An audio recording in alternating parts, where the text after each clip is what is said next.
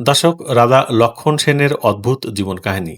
রাজা লক্ষণ সেনকে নিয়ে আমরা অনেক কাহিনী জানি, যেটি বাংলা বিজেতা ইখতিয়ারউদ্দিন মোহাম্মদ বিন বখতিয়ার খলজির সাথে জড়িত।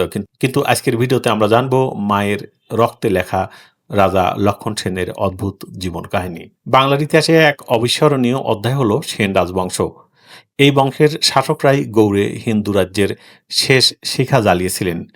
সেই বংশে জন্ম নিয়েছিলেন রাজা লক্ষণ সেন, যার সময়কাল ছিল ১১৭৮ সাল থেকে ১২০৬ খ্রিস্টাব্দ পর্যন্ত, যিনি বল্লাল সেনের পুত্র এবং গৌড়ের শেষ হিন্দু রাজা।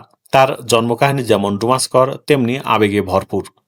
সেই কাহিনীর মধ্যে দিয়ে ফুটে ওঠে এক জননীর আত্মত্যাগ এবং সন্তানের ভবিষ্যতের জন্য জীবন বিসর্জনের মহিমা।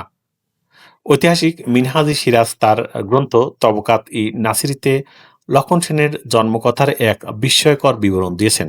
যখন রানী প্রসব বেদনায় কাতর, তখন ডেকে আনা হয় শ্রেষ্ঠ দৈবজ্ঞ ও ব্রাহ্মণদের। তারা গণনা করে জানালেন, যদি এখনই সন্তান জন্ম নয় তবে সে হবে চিরদুঃখী, কিন্তু যদি ২ ঘন্টা পরে জন্ম নয় তবে সে দীর্ঘকাল রাজত্ব করবে। এই ভবিষ্যৎবাণী শোনার পর রানী দ্বিধাহীন কণ্ঠে আদেশ দিলেন ভৃত্যদের, আমার ২ পা একত্র করে বেঁধে আমাকে উল্টো করে ঝুলিয়ে রাখো। আমি যন্ত্রণা সহ্য করব, কিন্তু আমার সন্তানের ভাগ্য যেন সুপ্রসন্ন হয়। এভাবেই মায়ের আত্মত্যাগে বিলম্বিত হয়েছিল রাজকুমারের জন্ম। ২ ঘন্টা পরে শুভ লগ্নে জন্মগ্রহণ করেন ভবিষ্যতের রাজা লক্ষণ সেন। কিন্তু সন্তানের জন্মের পরই প্রসব যন্ত্রণায় রাজমাতা প্রাণ বিসর্জন করেন। এই গল্প কেবলই একটি কিংবদন্তি নয়, বরং সেই যুগে জ্যোতিষ শাস্ত্র এবং ভাগ্য নির্ভর বিশ্বাসের প্রতিফলন। তবে এতে এক জননীর অসীম আত্মত্যাগ চিরস্মরণীয় হয়ে আছে।